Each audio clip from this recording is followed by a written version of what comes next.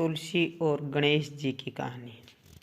एक बार माता तुलसी अपने विवाह की मनोकामना की पूर्ति से तीर्थ यात्रा कर रही थी।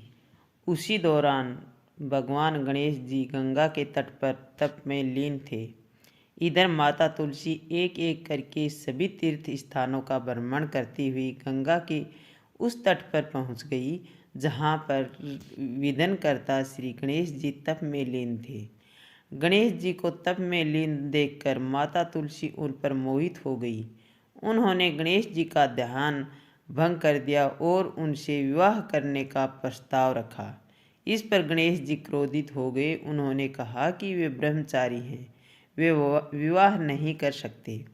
गणेश जी से विवाह का प्रस्ताव ठुकराए जाने से माता तुलसी क्रोधित हो गई और उन्होंने गणेश जी को श्राप दे दिया कि उनका 2 विवाह होगा, वे 2 पत्नियों के स्वामी बनेंगे। बाद में रिद्धि और सिद्धि उनकी 2 पत्नियां बनी। श्राप के कारण उनका 2 विवाह हुआ। तुलसी के इस श्राप से गणेश जी फिर क्रोधित हो गए और माता तुलसी को शंखचूड़ नामक के असुर से विवाह होने का श्राप दे दिया। एक राक्षस की पत्नी बनने का श्राप पाकर माता तुलसी ने अपनी गलती के लिए क्षमा याचना की। तब गणेश जी ने उनको आशीर्वाद दिया कि वे भगवान विष्णु तथा श्री कृष्ण की प्रिय होंगी।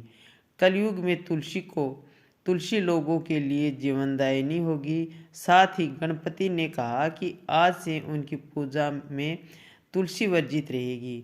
उनकी पूजा में तुलसी का प्रयोग नहीं होगा, जिसके बाद गणेश जी की पूजा में कभी तुलसी का प्रयोग नहीं होता है।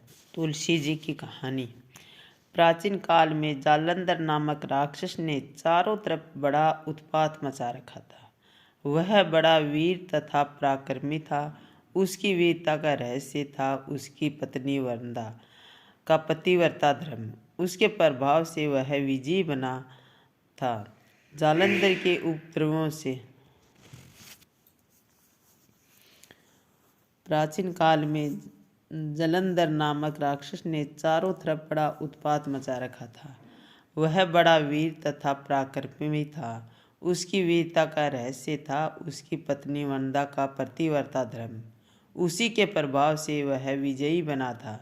जालंधर के उपद्रवों से परेशान देवगण भगवान विष्णु के पास गए तथा राक्षस की गुहार लगाई। उनकी प्रार्थना सुनकर भगवान विष्णु ने वरदा का पतिव्रता धर्म भंग करने का निश्चय किया। उन्होंने जालंधर का रूप धरकर छल से वरदा का स्पर्श किया। वरदा का पति जालंधर देवताओं से पराक्रम से युद्ध कर रहा था, लेकिन वरदा का अस्तित्व नष्ट होते ही मारा गया। जैसे ही वरदा का अस्तित्व भंग हुआ, जालंधर का सिर और उसके आंगन में आ गिरा।